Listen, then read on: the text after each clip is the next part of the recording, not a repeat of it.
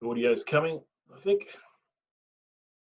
10, 9, 8, 7. Can you hear me? I think you should now. Oh, hang on. You Hey, there? here we Got go. it. How are you? Pretty good, buddy. How are you? Oh, going great, man. Going fantastic. Whereabouts are you today? Are you at home? No, I'm at work. I'm at work today. Oh, working on a Sunday, working hard, no doubt. That's what you do, don't you? That's it, buddy. Someone's got to keep the dream alive. Dream alive. So I guess for the listeners of From the Valley podcast, episode 97, 26th of April 2020, Cesar Biguetti. Now you've got a bit of an association with Brisbane, which we'll get to, but originally you weren't born. Whereabouts were you born? Overseas, weren't you? Yeah, I was born in São Paulo, in Brazil, about 34 years ago. There you go. So And Brazil. Yep. And growing up as a young kid, can you remember those days? Yep. I had a pretty good childhood, to be honest with you. It's a different life to the one you have here, in a sense where you grew up in an apartment mainly. There's not a lot of houses there, so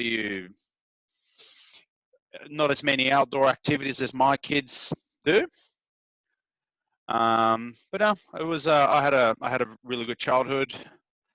Mum and dad worked a lot, so I didn't see a heap of them all the time. But I certainly had a pretty good upbringing there. Cool, man. So then, and did you play any sports while you're over there, like soccer or volleyball or anything like that? Yeah, I played. We played soccer is the main sport there, which I played. I was pretty crap at it, to be honest with you. In Brazil, in school you play soccer. That's the main sport. There's a little bit of volleyball, but nothing sort of serious, and that's about it, really. That's about it. That we don't have, over here in Australia where you got golf, rugby league, rugby union, AFL. Over there, we stick to one sport really, which is soccer. Good old Pele. He was a soccer player from Brazil, wasn't he? Yeah, so he's a Santos player, which is the team that my dad follows. Like you and your family, you guys are all Richmond fans. In Brazil, we're all Santos followers. So dad actually saw Pele play back on the days. Cool, man. Yeah, so soccer and how old were you, Cesar, when you first sort of came to Australia to live, or came to Australia for the first time? Yeah. So I migrated to Brisbane in 2002, and I was I just turned 17. And something which is fairly common in Brazil, you move to an English-speaking country, you do usually 6-12 months. The idea being you learn to speak English, and then you come back to Brazil and you've got that extra skill set. So when you join the workforce, you're a bit more hireable, if that makes sense. So 2002, I moved here. I landed on the Thursday. I was at school on the Monday, which, that was, you jumped right in. I didn't speak a lot of English, if any, really. So that was a very, very interesting experience. That was, I remember like it was yesterday. It was like I landed in a different planet here in Australia. Everyone was blonde. I didn't understand what anyone was saying. The buses worked. It was quite interesting. And I actually, when I moved to Australia, I stayed with a host family, which I kept in touch with them until they passed away. They were great people. And it was an Australian couple.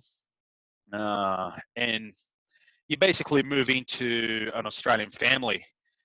and they feed you, they they hang around with you, that type of stuff. So I had a really good experience. Although it was very difficult, obviously, as you can imagine, when you're a 17-year-old, you're still pretty much a kid, and you moving away from the comforts of home, the comfort of your country, as in you speak the language, you know how everything works, and you got to sort of dive headfirst into a new culture. Although all cultures are pretty similar, it was still first probably 3-6 months were.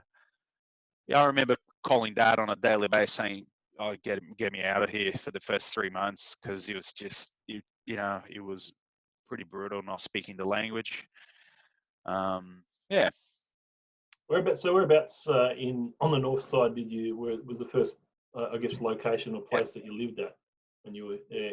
Yep. So I went to a school in Chermside called Craigsley State High, which was, yeah, I don't know how good a school it was, because that's the only school I went to in Australia. Certainly compared to my high school experience in Brazil, it was very, very, very laid back. I mean, when you first moved here, when you first moved to Australia, you can pick the subjects you do, and there's So, a fair bit of freedom. so if you Whereas, go back to Brazil for a sec, was the schooling very strict over there? yeah, well, I went to a really good school, and you didn't have an option in terms of what subjects you wanted to learn. So, for an example, we did robotics at school. That was a subject. We did geometry, chemistry, all that stuff was compulsory.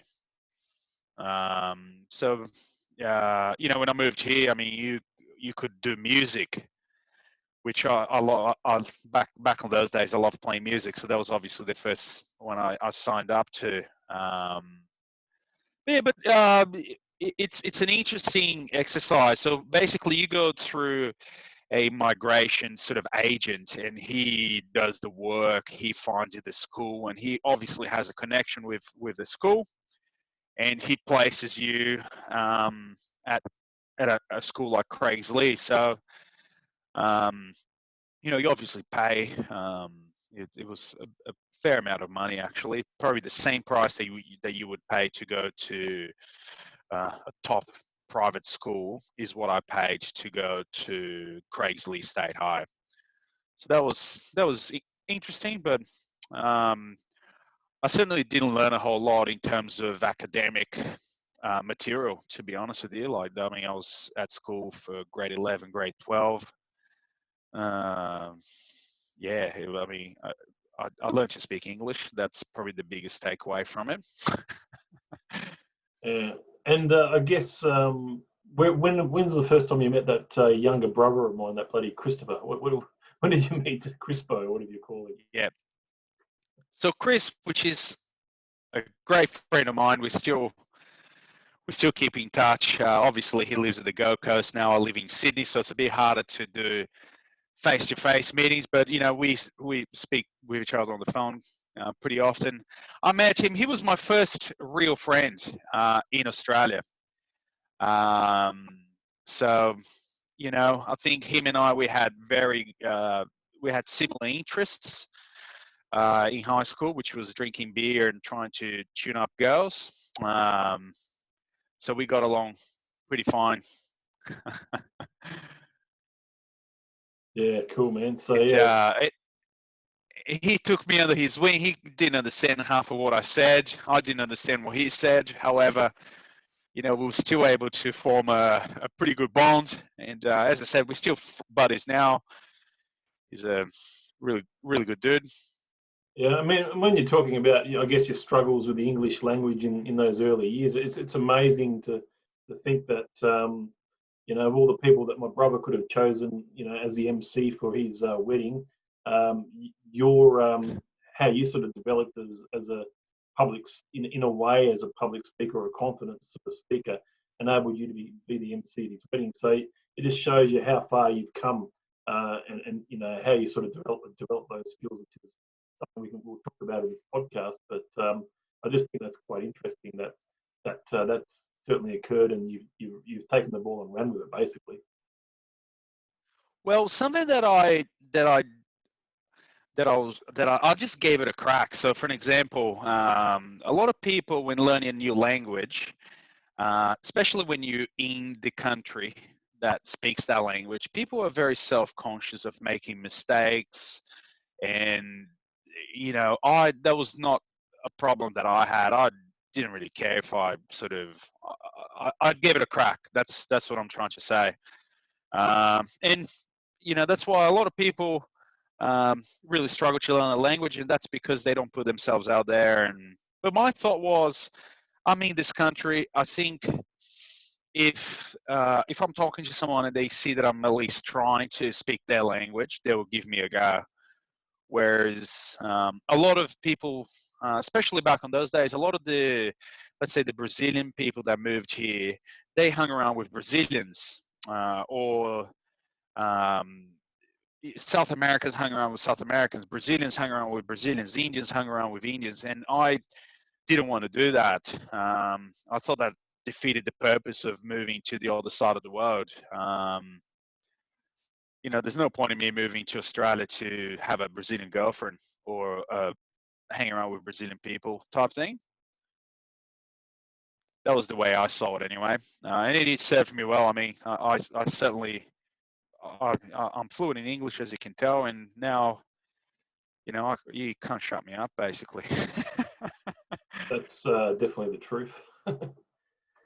Yeah, I guess what are some of the other hobbies that you sort of remember sort of undertaking in your younger years, as opposed to tuning up hot Australian chicks and getting out on the piss?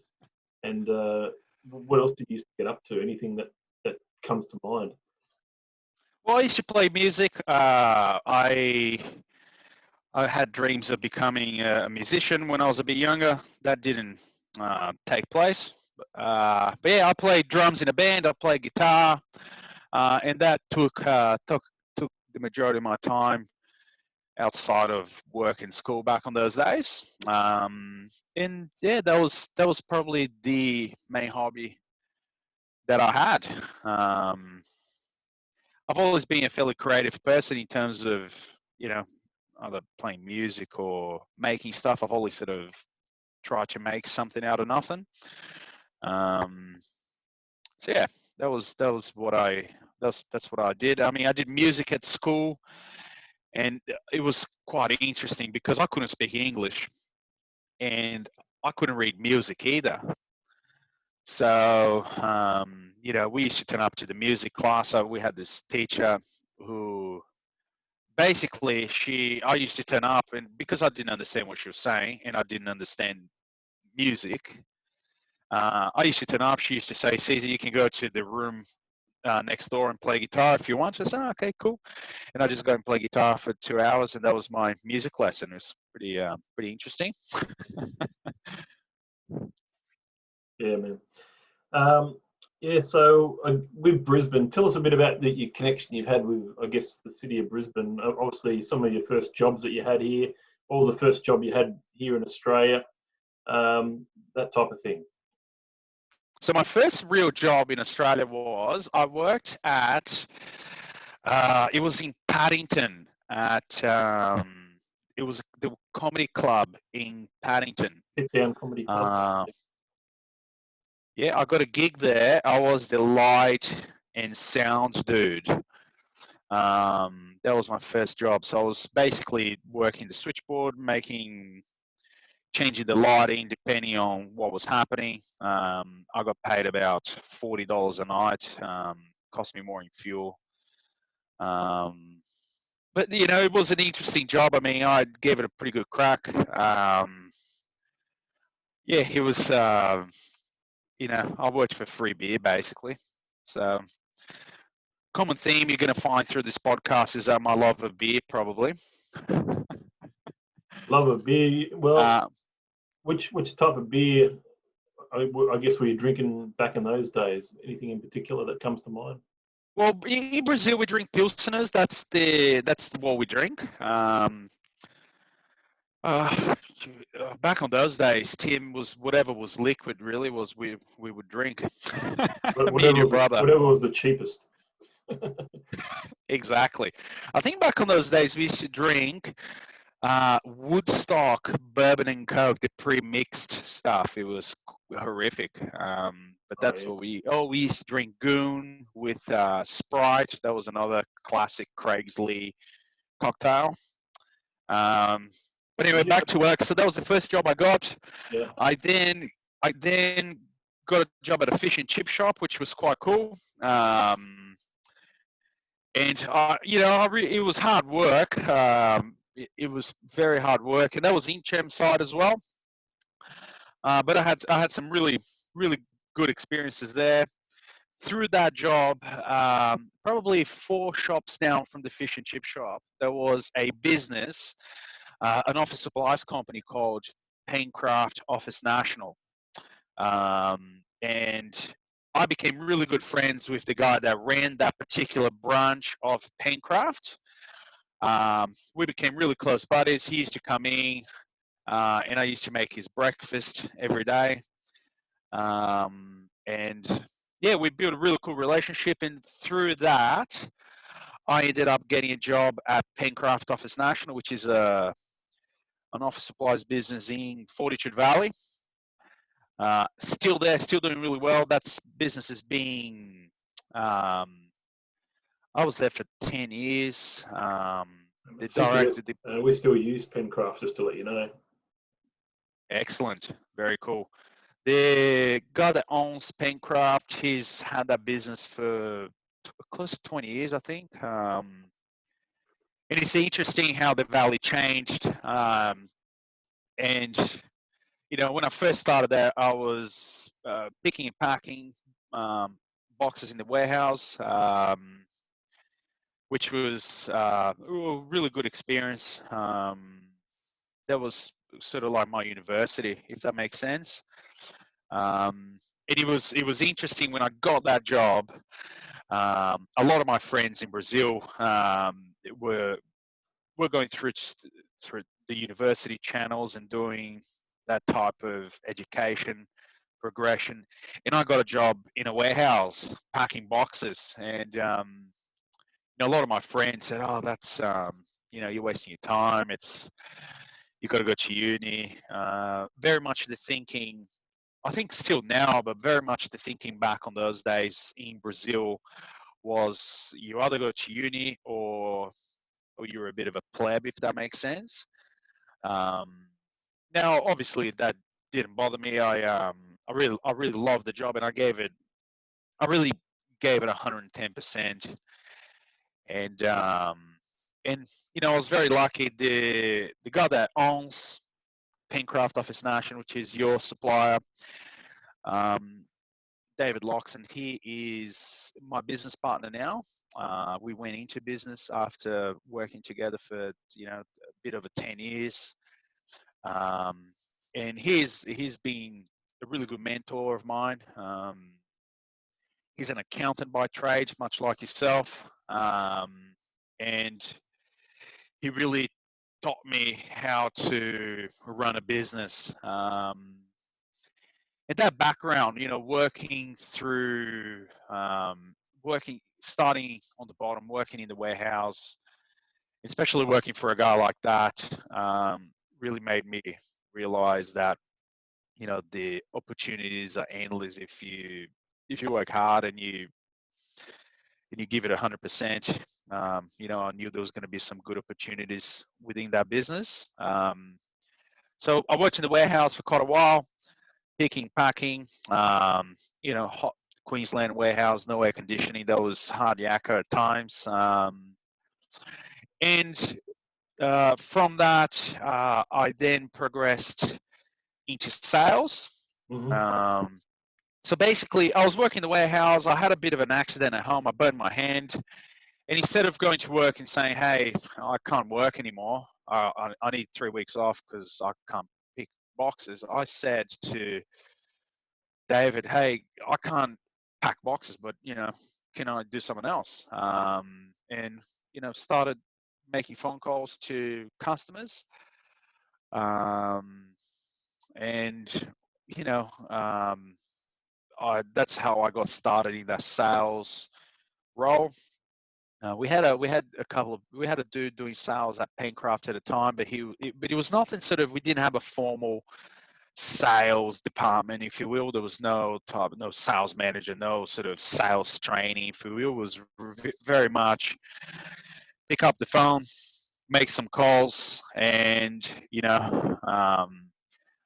I was lucky that I had someone take a punt to me, because obviously, on the beginning, I was very, very, very green. But then I took an interest in it, and something that I've always been able to do. I've always been able to build relationships with people. So the sales suited me quite well. And through that journey, which I did sales at Pencraft for probably 5 years, we managed to really grow the business. I ended up, after a couple of years, we got a couple of salespeople working under me, and we were able to really get some good accounts on board, which is still with us today. You being one of them. CTBS, we've been looking after you guys for probably, I think it's been 5 years now. At least, yeah. The first lady that I had to get on board was Monique. I still remember she was a very hard gatekeeper to get through. She was hard to convince. But after I tried to get you on board, Tim, I mean, you and I, we're family friends. I've known your family for 10 years, but it took me 2 years to get you on board. And that's the job of sales in a sense. It's nothing has ever come easy. I mean, what do you think? I mean, obviously you found a passion in sales, and you seem to have that sort of mindset of not giving up on a situation, or you sort of keep the feelers out there, keep things sort of moving. What sort of things did you learn, I guess, when it came to being a really good salesperson? Yep. So, well, the persistent part was a big lesson that I had to learn. So, a lot of accounts that we won back on those days, and we won some really decent businesses. We're talking 12, 24 months to get those guys on board. And what tended to happen was I used to, we followed a sales cycle where we're calling people basically every month. Hey, just touching base. I'm the dude that you spoke to last month. I'll tell you a side story related to this. I used to tell people that I ran Pencraft. There was always something I did. And I remember once I was on the phone talking to a prospective customer. I said, "Oh, my name is Cesar. I run Pencraft, Office National." And my then boss walked past me as I was saying that, and I actually felt a bit weird. And I said to him, "Oh, man, I hope you don't mind." I said, "I hope you don't mind me saying that." And he said, "Cesar, if you get him on board, I don't care what you say." Meaning, obviously not doing anything funky, but and that's how that mindset of, if you act like a sales manager, you eventually become the sales manager, because the guy who you work for will look at you and he will think, well, without this guy, my business wouldn't be the same thing. So that was something interesting, but it was trial and error. I mean, you make some good calls, you make some bad calls, and then you try and obviously improve. But the gist of it was I just kept in touch with people, and over time, I ended up building a bit of a relationship with these guys.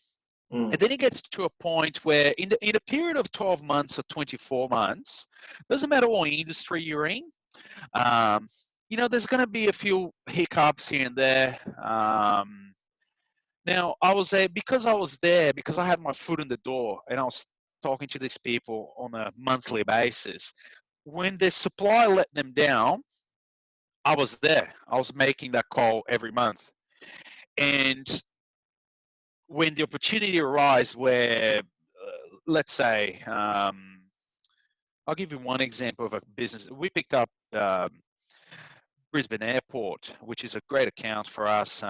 It's obviously a pretty iconic business. And that was a 2-year process. And it got to a point where I was closer to them than the sales rep from the old company was. And when they screwed up, they called and said, Cesar, can we talk to you? We need ABC. And then you know, service service them as well as you can. And then you further that business relationship. And then you just become their guy. And to be honest with you, my approach to sales has not changed. We're still doing the same thing in terms of gaining new business. That is how we do it.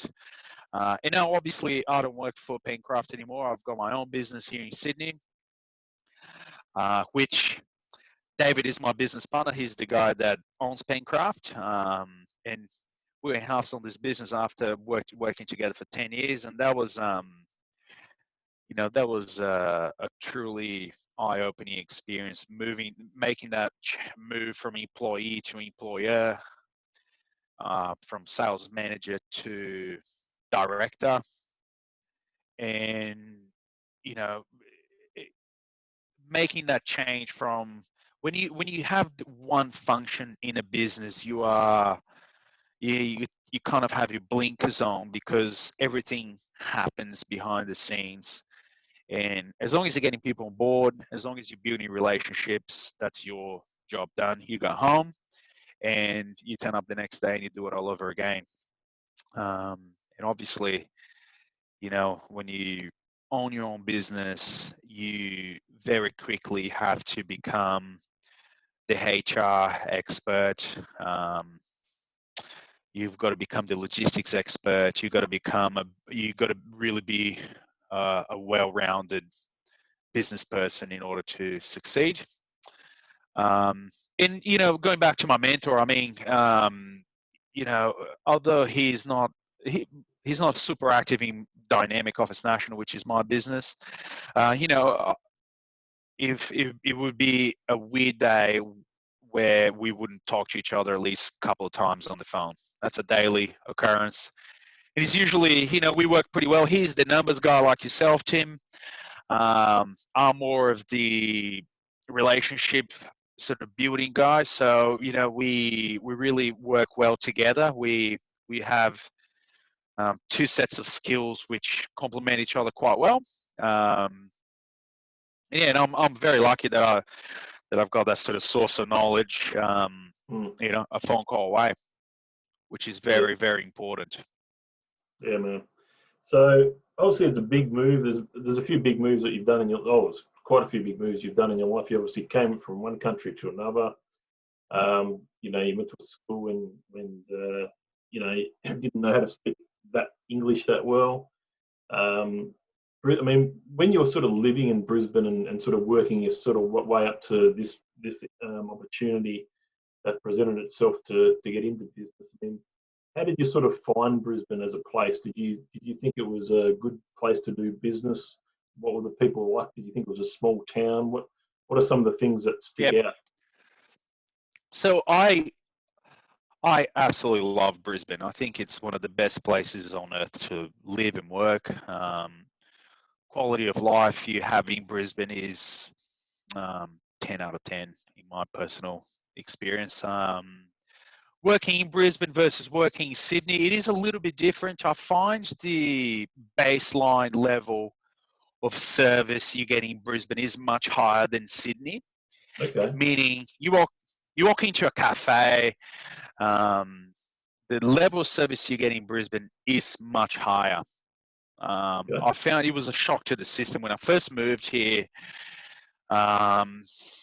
It was a shock to the system. The baseline level of service here is pretty average. When you go high-end service provider, so let's say if you go to a fancy restaurant or if it's a service where you're paying a premium for, the service will be will be really good, but your baseline level of service here compared to Brisbane, Brisbane's much better.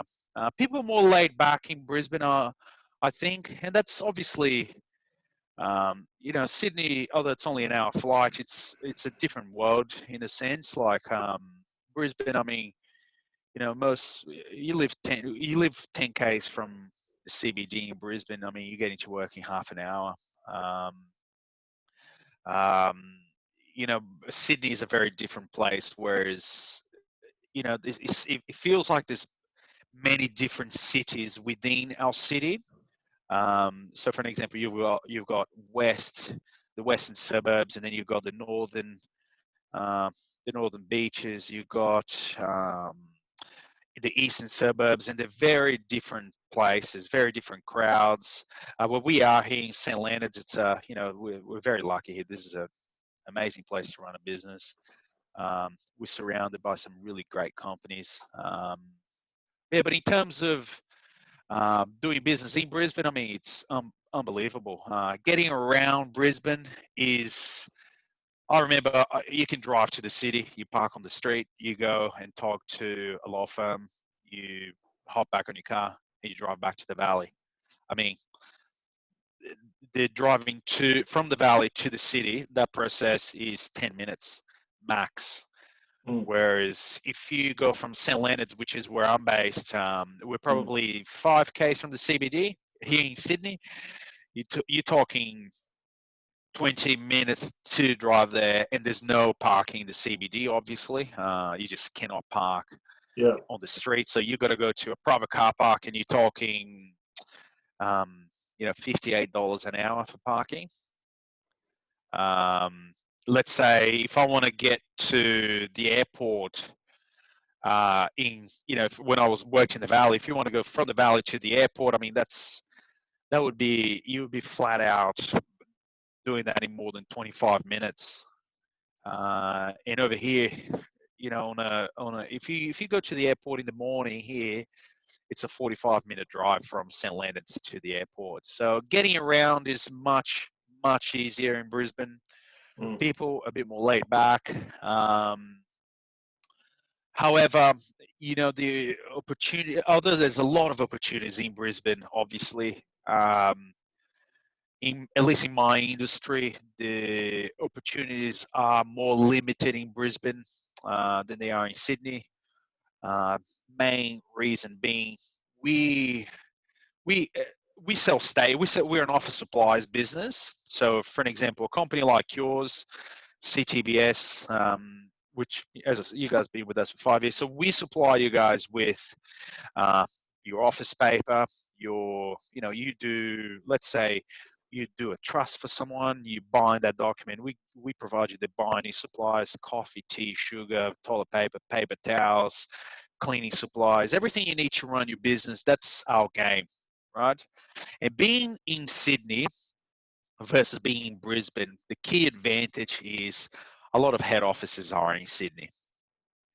So usually when you're looking at a bigger company, head office will do a centralized deal, and then they'll go to all the satellites office and go, you use this company.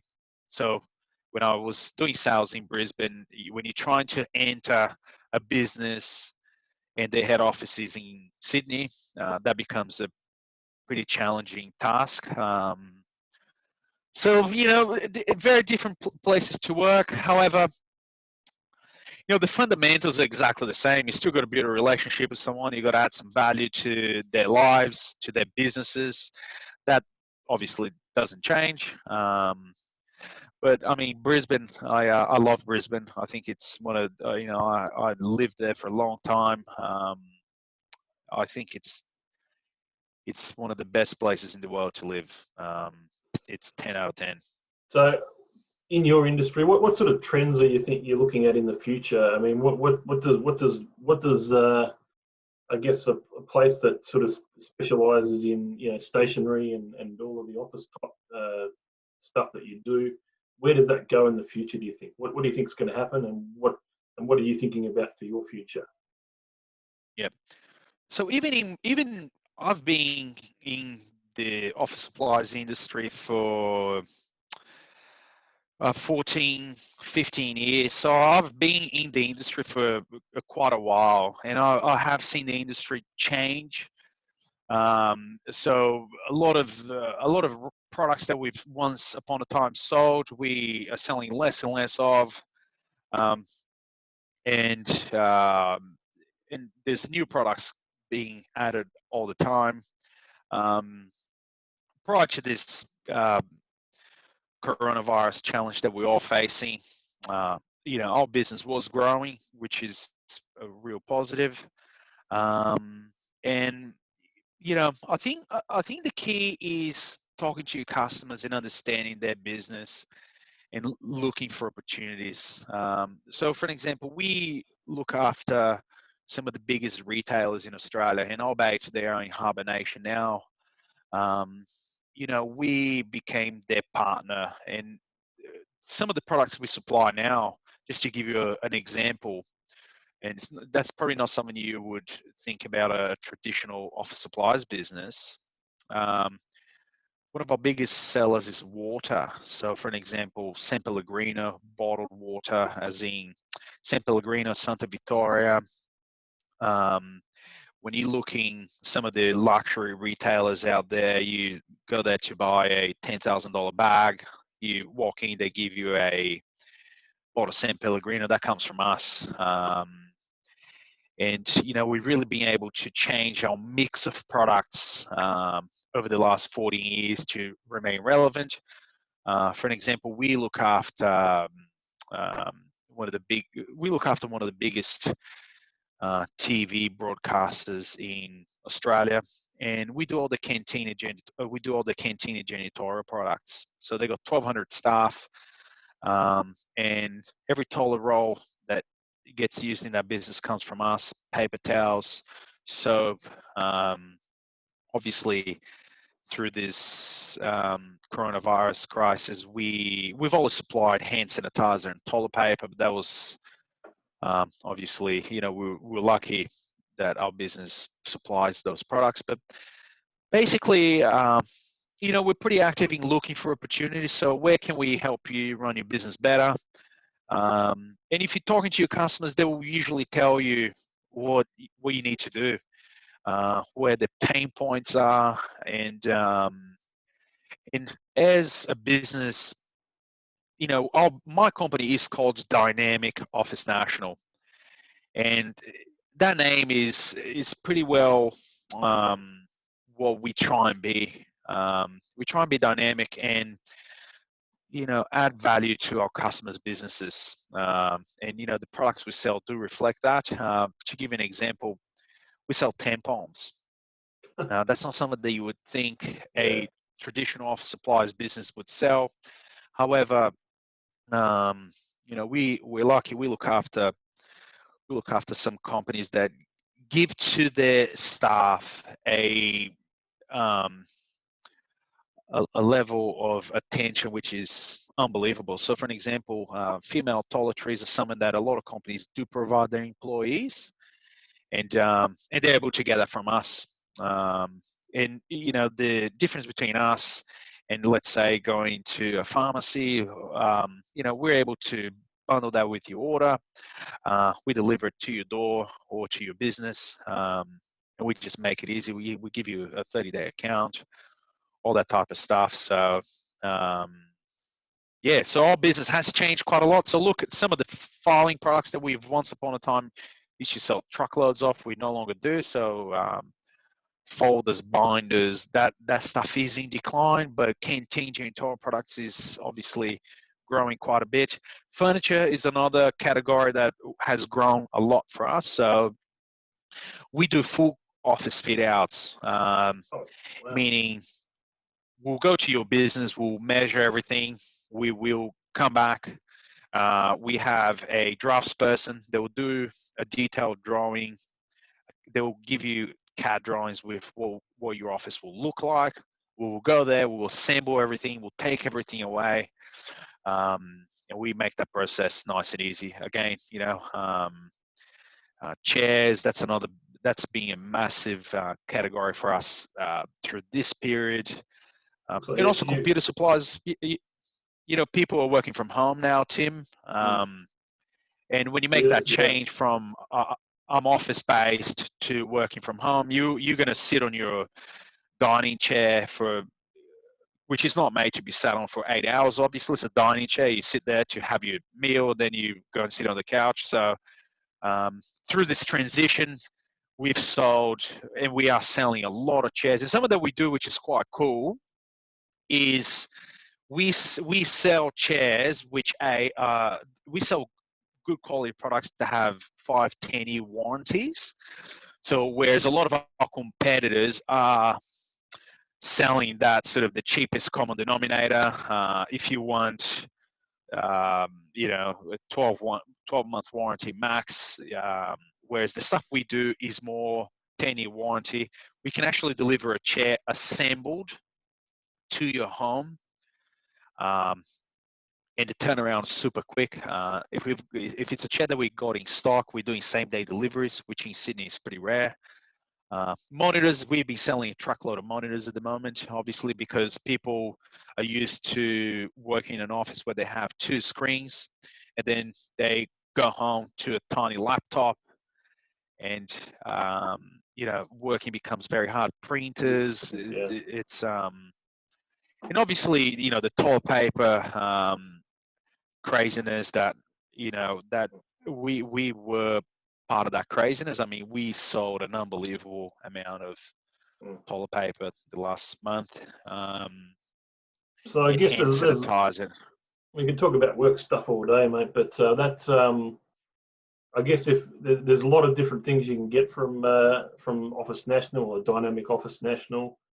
Cesar's the man in Sydney, and that's for sure. If you need anything at all, even polo shirts I saw there as well, and lots of different things they sell. So. And we are, and just one last thing before we move on, we are a national provider. So we send stuff all over the country from Perth to Tasmania. So yeah, everywhere. It's great. So yeah, that's great, mate. But I'm really proud of what you've sort of done. I guess when it comes to what you've achieved, and it's good to hear a bit some of your take about business, what sort of you get up to there. So that's great. But I guess what I wanted to talk about now is some of the other hobbies and stuff that you've got up to, I guess, over the years. One thing I noticed you like doing is cycling and also eating clean. Yeah, so I'll be honest with you, I haven't been cycling all that much lately, but certainly up until 6 months ago, cycling was a pretty big part of my life, which was really good hobby. I mean, you make some really good friends. I was racing bicycles here in Sydney, which is it does take an unbelievable amount of dedication to sort of be any good at it. And eating clean is it's just part of that lifestyle. It's certainly, if you want to be competitive I was racing when I was at my peak, which seemed like a lifetime away.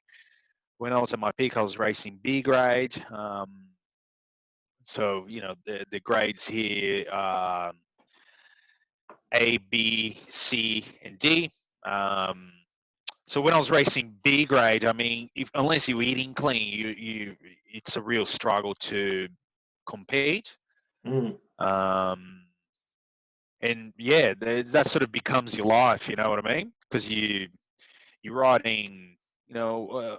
Once upon a time, I was riding 350 kilometers a week on my bicycle every week religiously, which is waking up at 4 o'clock in the morning, riding 60 k's before work started, which was it's hard to sustain. I'll be honest with you. We last year and a half, we purchased 2 businesses, and that took a tremendous amount of my personal time away from my family, time away from cycling because we essentially doubled our business in terms of turnover the last year and a half. Mm. And when you're buying businesses, I mean, there's not, when you got to move warehouses and you got to blah blah blah. There's not a lot of time to. There was no time to do anything essentially, and cycling. It is actually an interesting topic for us to talk about. Is the cycling, the eating clean thing, and how when you in the middle of when you in the thick of that sort of lifestyle, um, once you stop that, how hard it is to get back into that train, how hard it is um, to do the religious physical activities that I once upon a time did. It's unbelievable how once you break that cycle, how difficult it is to get back. And eating clean is certainly a big part of that. And some of that, when you're doing it, you can't imagine doing anything else. And then, let's say work, life, everything gets in the way. And, let's say if you're working until 10 o'clock at night, Tim, I mean, it's hard to eat healthy when you're doing that. It is. It is. But So, I guess, what are your tips at the moment for eating healthy? Is anything, any sort of regimes that you stick to? Like, do you really limit the number of carbs you're eating at the moment, or what do you sort of what do you yeah, or do yeah, you eat a lot of fats and meats?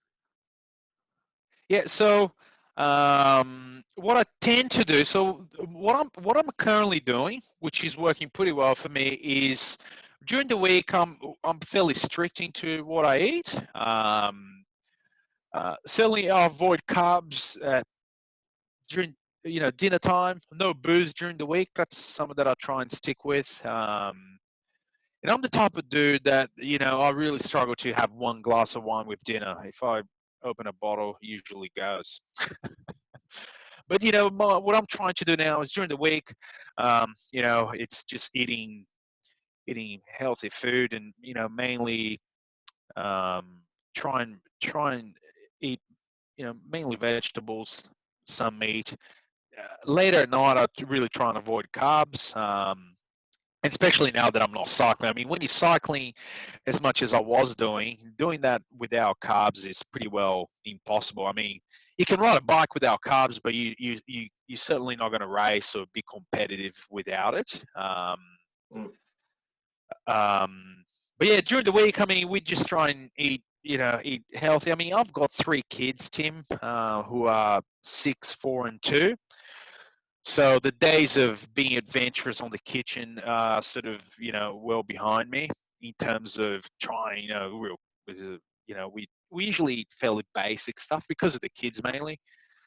Um, but yeah, I mean, avoid, carbs. The way I look at carbs is, and I'm just going to put the focus on, I'm not living the athlete lifestyle right now that I once did.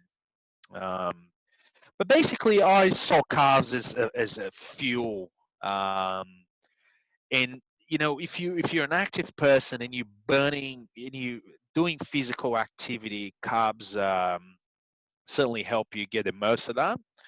Um, However, eating a lot of carbs when you're not doing anything, that's how you get fat. I mean, there's no two ways about it, really. Mm. Um, and booze, and going back to booze, as I said, like I struggle to have one glass of wine. If I have one, I'll usually want to have another one, another one, another one. The I bottle's mean, finished. So wine during the generally week, is a lot of wines are generally pretty low or no carbs, so usually wines are okay, I think. But obviously, the more you I think splurge, depends. I think a it's lot of all the about Aussie, moderation, you know. yeah, yeah. But then on the weekends, I usually just relax a bit and do whatever. Um, but certainly when I was living that sort of athlete life, I mean, I was very regimented in what I ate, because cycling is obviously all about keeping your weight down. That's a massive part of cycling. um, and I struggled to keep to go. I could never get under 85 kgs. I mean, I'm 182 centimeters tall, and I could never go under 85 kg.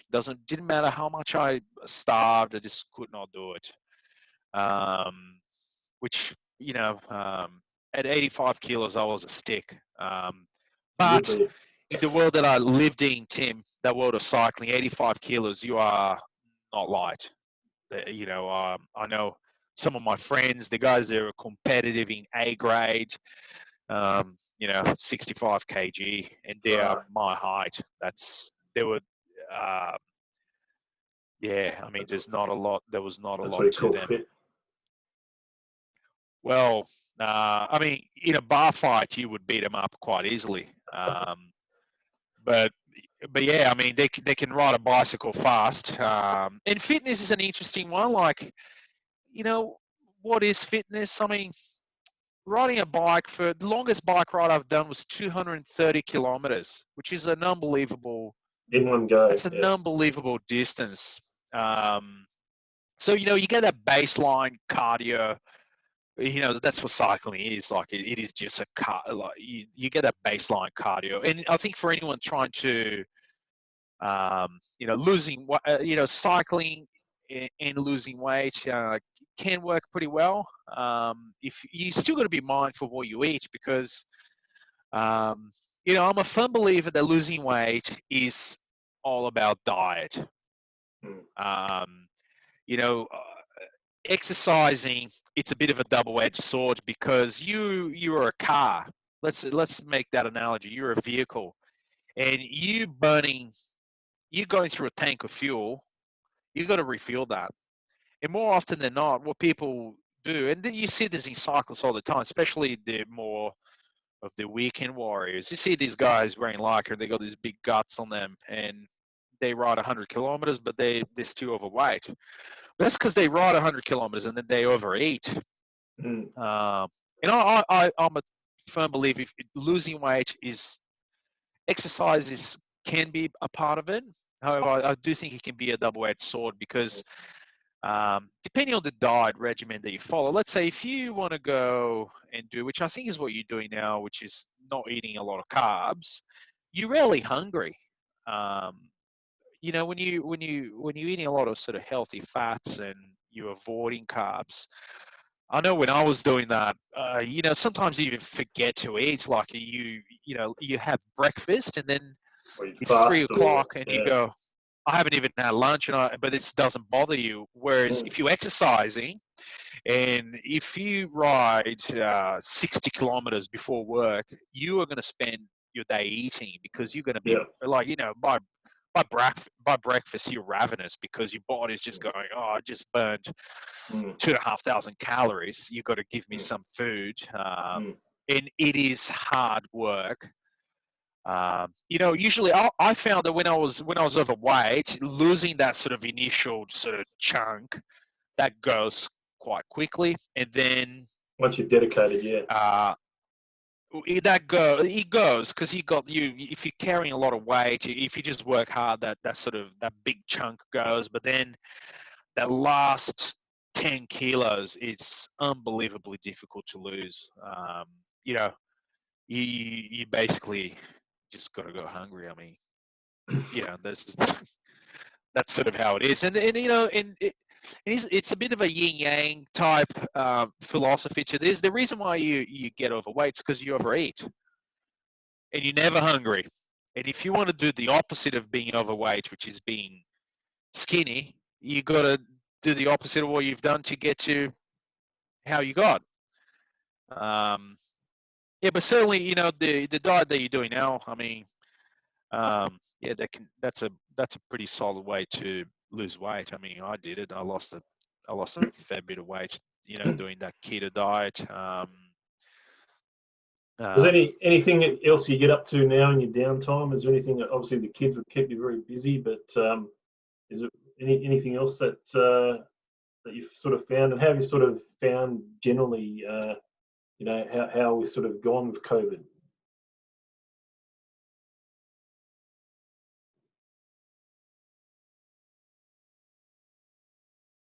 think you've gone quiet there. Are you there, mate? I can't hear you. Can you hear me?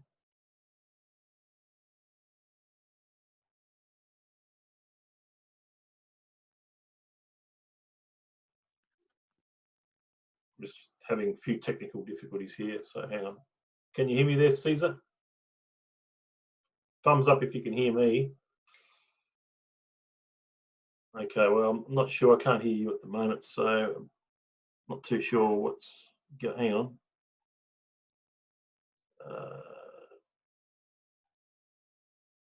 Now try now. Is that working now? Just try talking now. Hello, Yeah, I'm it's talking. back. You're back. You're back. We're back. Okay, cool. It's been a bit. Yeah. So, And now it's gone again. Hang on. Not too sure what's going on here. It's been a bit playing up a bit. I'm not sure.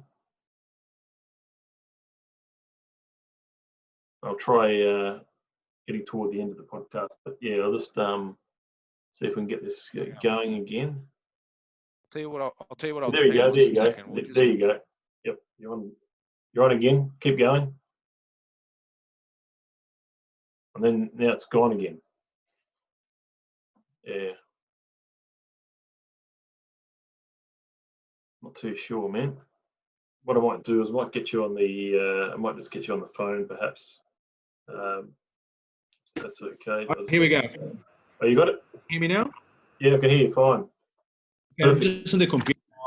I was using my headset. So, but to answer your question, Tim, my kids are at an age now where, there's a lot of extracurricular activities. So Henry, my son, we signed him up to the Barcelona Academy for soccer.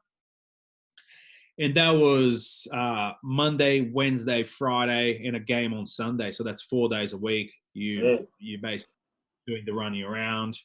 My daughter, Claire,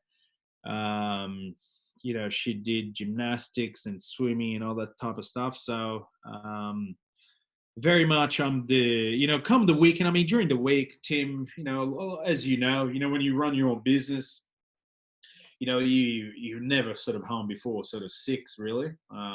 So during the week, I mean, you get home and it's just the race of, getting the kids fed, putting them to sleep. But by the time that's finished, it's 8:30, and by then you're not going to be doing anything else basically. But yeah, certainly on weekends I do a bit of woodworking, which is a pretty fun hobby. So making furniture for fun. And that's a good sort of mental break from everything.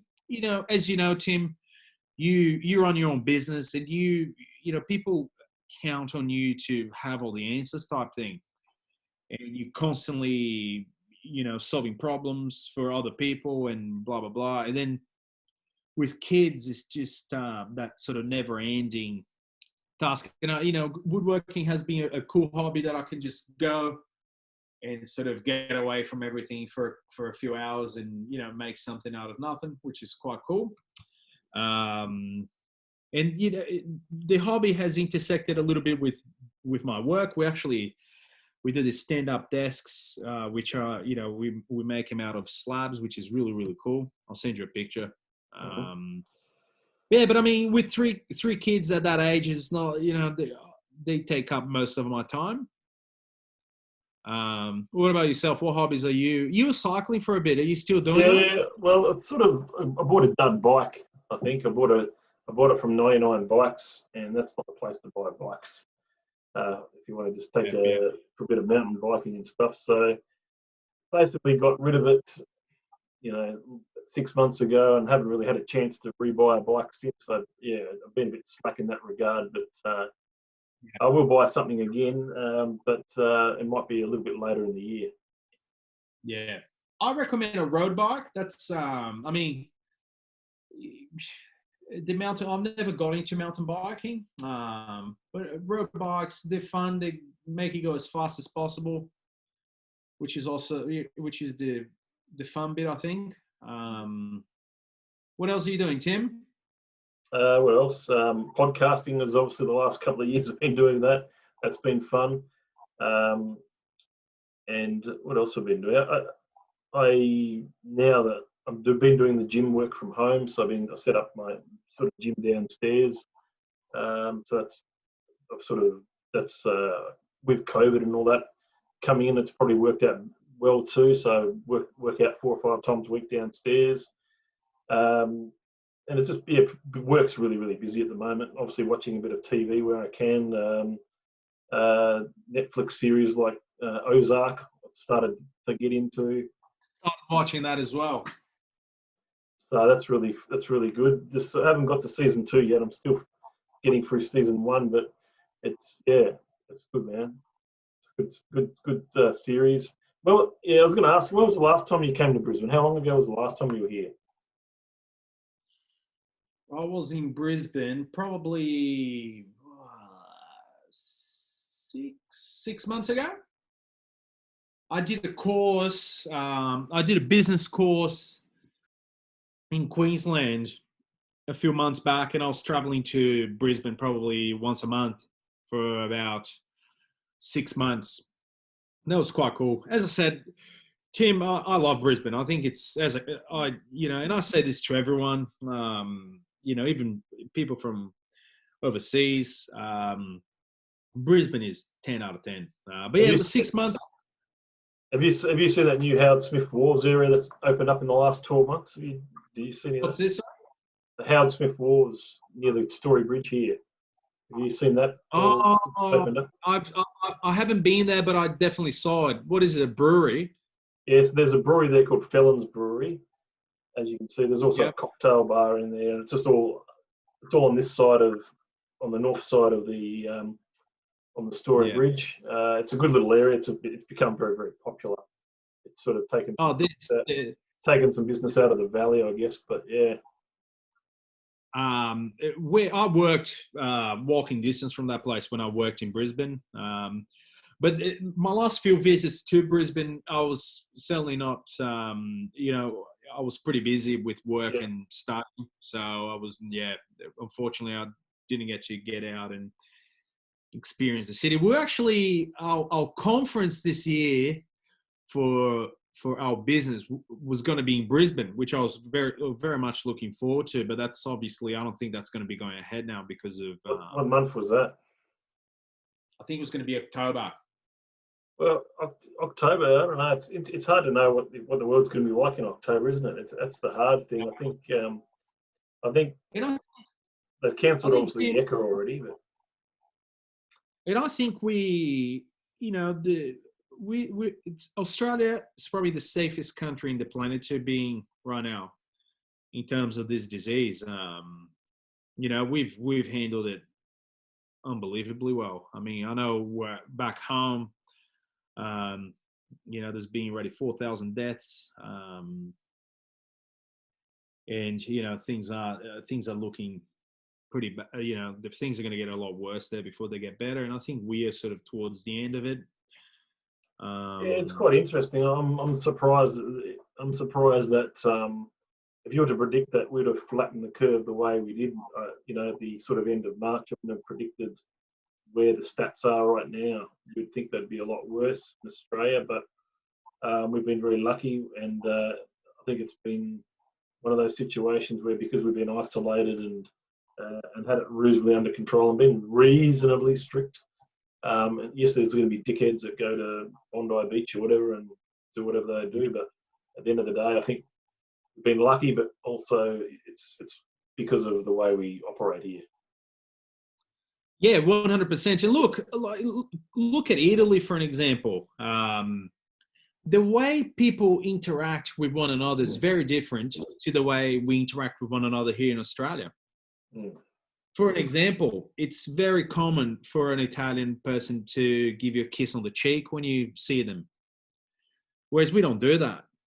Same in Brazil. Brazil is a very touchy, it's how we greet each other in Brazil is you give each other a kiss on the cheek and a kiss on the other cheek.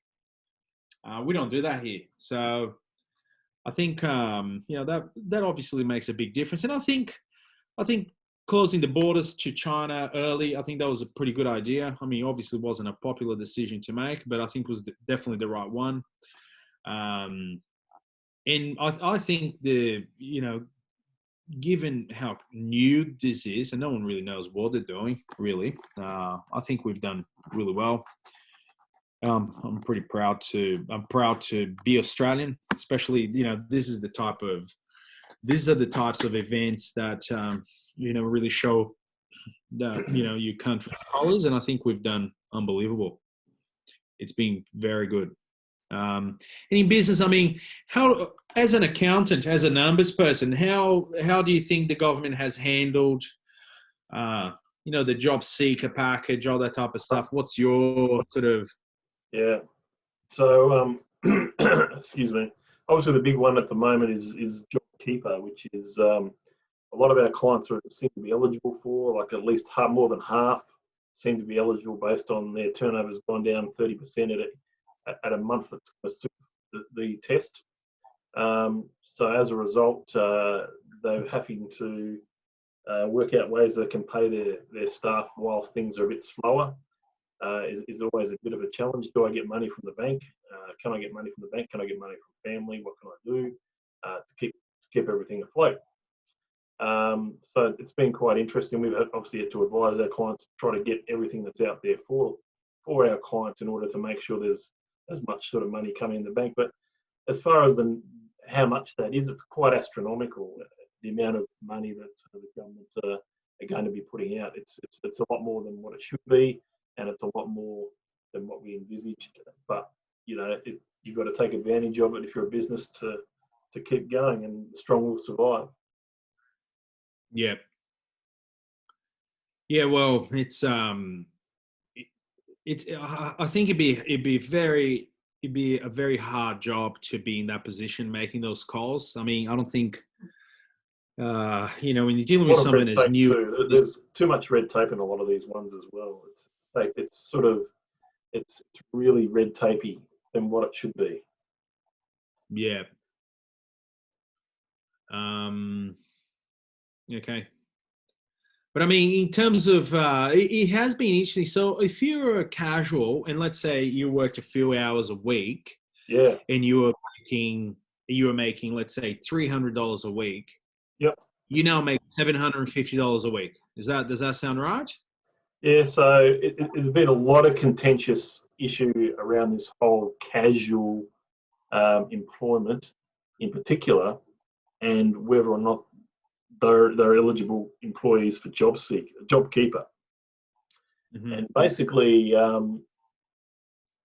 if they're casuals that have been on the books for 12 months, and there's a lot of times that they've got shifts over that 12 months, let's say they've worked 30, even more than 30 out of the 52 weeks, that's regular enough to be considered a long-term casual. And then those long-term casuals need to, if they're still employed by the business, not stood down, not made terminated, not made or anything like that, and made redundant, or told to stop working, then they get eligible. In order to keep those employees, you have to pay them, your $750 minimum per week, or $1,500 a fortnight. So, and that's a lot more earnings. $300, now they're getting $750.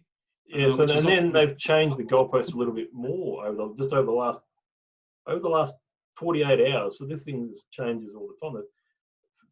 Initially, we put 16 and 17-year-olds were part of this. Now they're not. So the 16 and 17-year-olds that are full-time students, which most of them are now no longer eligible employees for JobKeeper. So, and that's only in the last 48 hours. And too bad if you already paid them, which a lot of businesses already have. Yeah. Okay. Well, and I think in terms of business, this will change a lot of things. I think from a business owner's point of view, I think the ball will be on your court a little bit. I think it will be more of an employer's market instead of an employee's market.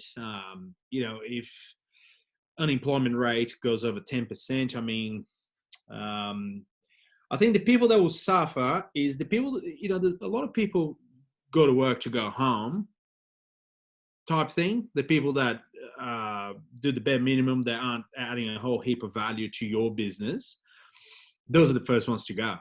And I think those guys will struggle now where before, back on the days 2 months ago, Tim, when everything was hunky dory, we didn't even realize. I mean, some of us did, but there was a lot of, certainly talking to a lot of my clients, just saying, we had a lot of fat in our business, and now we're realizing, and that job keeper is obviously a bit of a band-aid, for the next 6 months. But the question is, what happens after 6 months? I mean, that's the unknown.